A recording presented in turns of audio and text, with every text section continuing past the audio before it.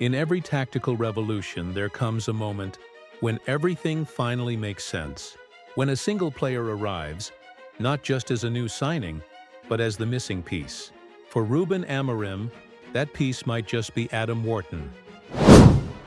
The philosophy of Ruben Amorim. To understand why Wharton is so significant, we must first understand the man who could shape his destiny, Ruben Amorim.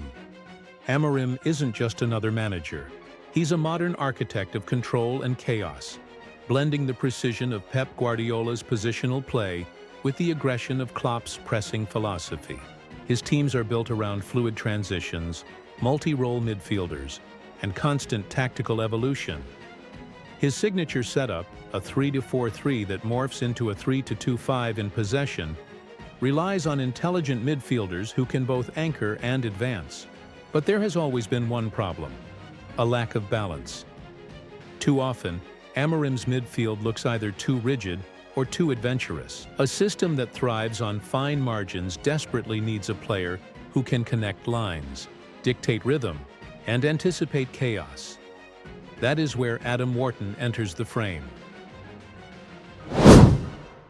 The rise of Adam Wharton. Born in Blackburn, Wharton rose quietly, almost silently, through the English football pyramid. While others were praised for goals or flair, Wharton earned recognition for something far rarer: clarity under pressure. At Crystal Palace, his maturity belied his age.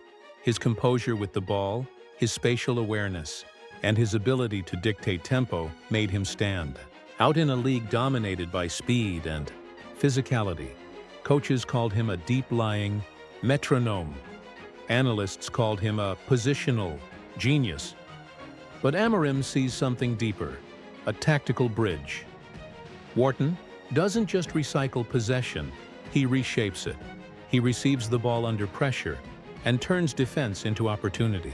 He isn't afraid to delay, to invite challenges, to manipulate time on the pitch. In Amorim's tactical mind, that's gold. Why Amorim needs him. Let's dissect Amorim's system. In his ideal setup, two central midfielders act as the heart of the machine. One destroys, the other designs. But recently, Amorim has struggled to find a player who can do both at once. Adam Wharton could change that. His positional discipline allows Amorim's wingbacks to surge forward without fear. His ball retention ensures control even under high pressing, and his progressive passing gives the attack a vertical threat that Amorim's teams have sometimes lacked. Imagine Wharton sitting next to Bruno Fernandes, a conductor and a creator side by side, one keeping the rhythm steady, the other painting the melody. Amorim's midfield would finally have harmony. This is what makes Wharton not just a signing, but the final piece of the puzzle. Every football system is a puzzle, a delicate interplay of roles, spaces, and moments. Amorim's puzzle is particularly complex. He doesn't rely on superstars. He relies on cohesion, on the invisible threads that connect defense to attack. His entire formation depends on a player who can translate chaos into structure. At Sporting Lisbon, Amorim's tactical genius revived the club.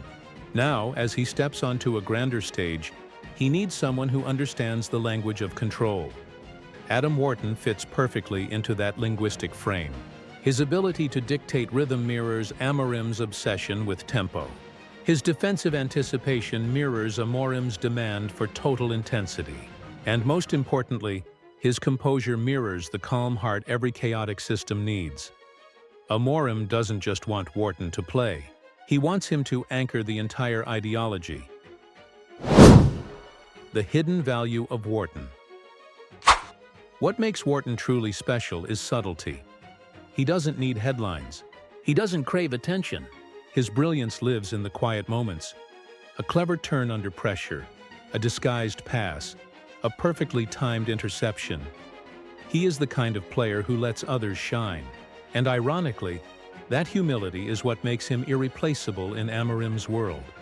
Because Amorim's football is not about individualism, it's about collective intelligence.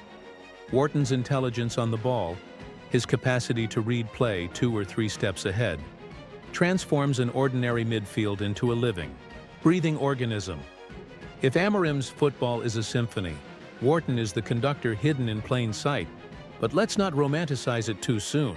Every masterpiece comes with its flaws, and every transfer carries risk. For Wharton, adapting to Amorim's tactical demands will not be easy. The intensity of the pressing, the responsibility of anchoring build-up, the expectation to lead despite his age. These are heavy burdens. For Amorim, integrating Wharton into a system already defined by rhythm and chemistry requires trust. One wrong move and the balance could collapse.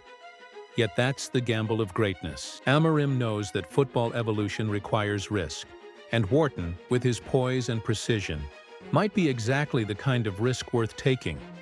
If Amorim gets this right, the entire identity of his team could evolve. With Wharton dictating tempo, Amorim could finally unleash his wingbacks higher up the pitch without losing defensive cover. With Wharton controlling transitions, his forwards could press higher, attack faster, and recover shape quicker. This is more than a signing. It's a philosophical completion. Amorim's puzzle, long admired but slightly unbalanced, would finally click into place. In every masterpiece, there's a final brushstroke that transforms good into legendary. In Amorim's tactical painting, Adam Wharton could be that brushstroke. He embodies everything Amorim values: intelligence, work ethic, discipline, and calm authority. He doesn't play for chaos, he masters it. And in a world obsessed with statistics and showmanship, Wharton represents something deeper. The essence of football's purest form: understanding the game.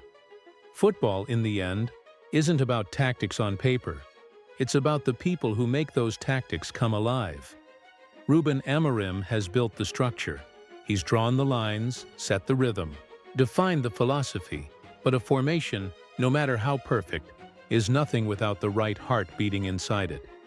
And that heart might soon belong to Adam Wharton, the final piece in Ruben Amorim's ever-evolving puzzle.